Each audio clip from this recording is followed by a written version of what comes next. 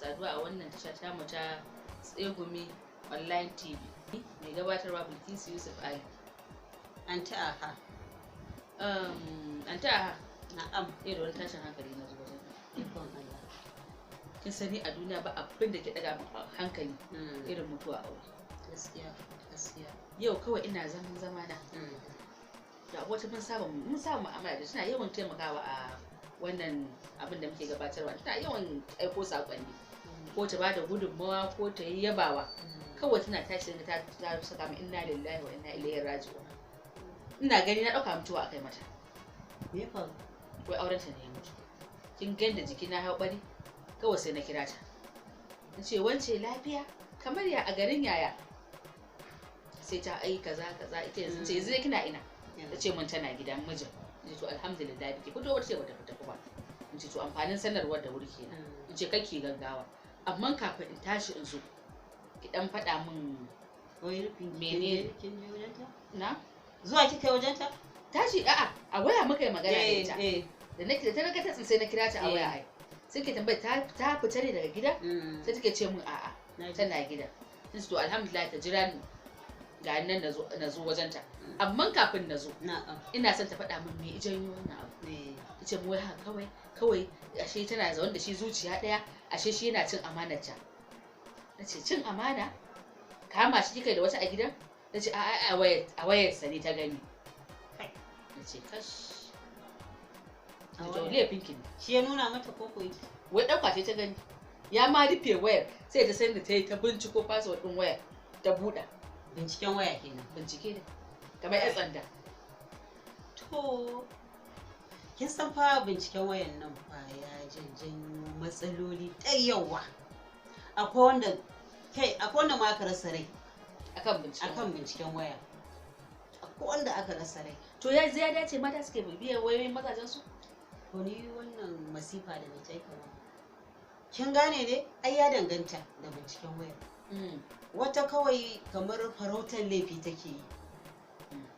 Wata kuma kin ga zargi take yi. Wata kuma haka kawai dai kawai ya sanda ciki ce. Kawai ta binciken waya kawai abin nan. To idan to ma me yasa za a yi binciken waya? Ai dukkan su nau'in na mutum uku.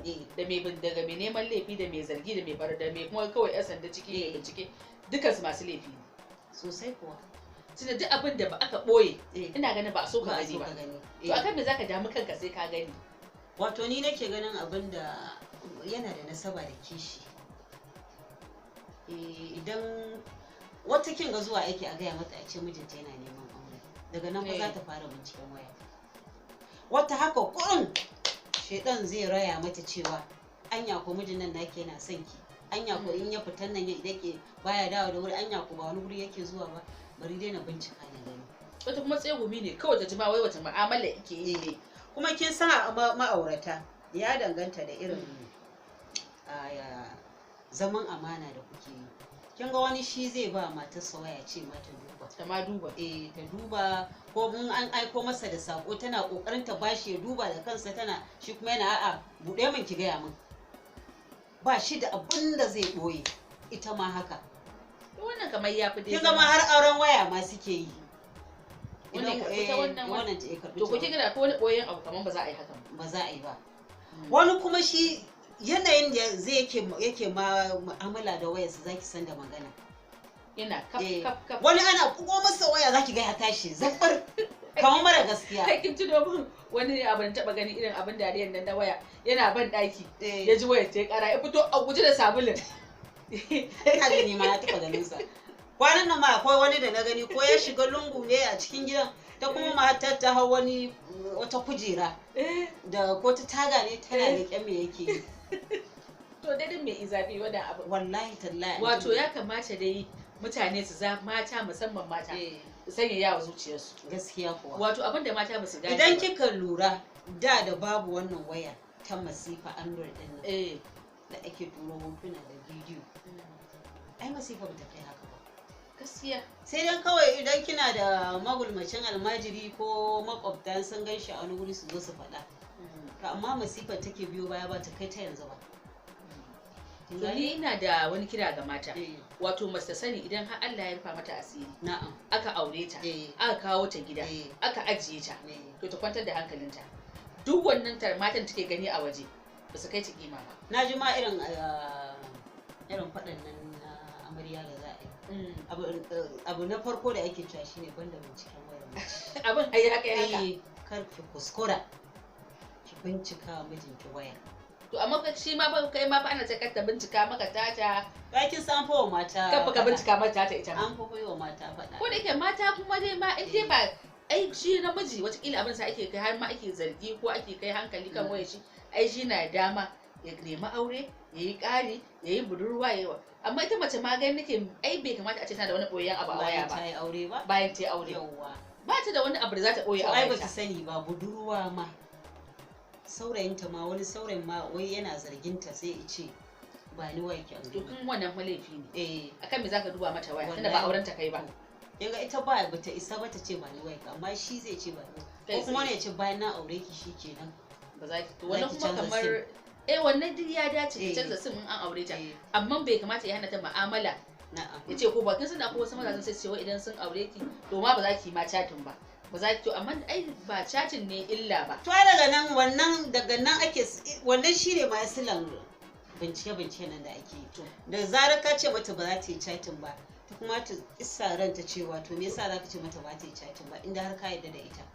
To shine dai to idan har ka in baka yarda da ita ba kai ma kenan akwai abin da kake boyewa to ba chatin ne illa maza sani ba chatin ne illa ba da mata ke a'a da suwa suke mu'amala shine illa ita kuma mace a matsayin ta nan mace musamman mai aure ya kamata kama kanta ta san me take yi wato abinda ma mutane basu gane ba daga matan hawa maza wato wannan wayar ta zama masifa sosai kuwa idan kana wani abin mara kyau in har a wayar nan kake to ya kamata ka hankalta ka daina don ku asirin ka a buɗe yake wallahi ke ma idan kina wani abu mara kyau a wannan wayar to ki hankalta ki daina saboda duk ran da aka ce wayar ki ta faɗi ko wayar ka ta faɗi ko ta samu matsala baka san hannun wanda ni na ga wani kes da aka yi ma caji aka yi wayar a nan tsautsayi wani abu ya fita kawai da kai waya caji to kin gani bi caji ya ya buɗa ana ganin irin shi ma munafiki me ya kai shi tsegumi ikon Allah amma ba irin namu ba ba irin wannan tsegumin ba to sai mu mai amfani ne yawa shi ko nashi da neman gulma ne to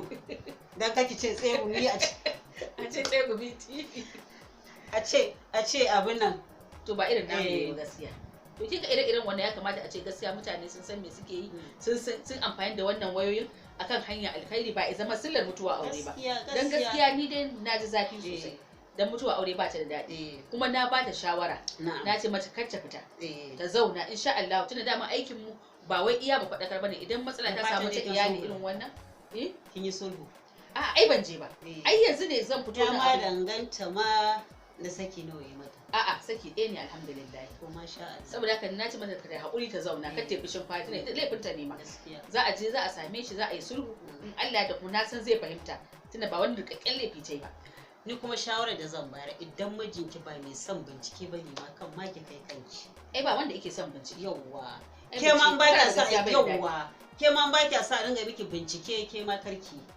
yawwa shi ne dan kawai a zauna lafiya to masu kallon mu da sauraron mu na mu kawo ƙarshen wannan tattauna ta mu sai wani jikon insha Allah ma'asalam anta assalamu alaikum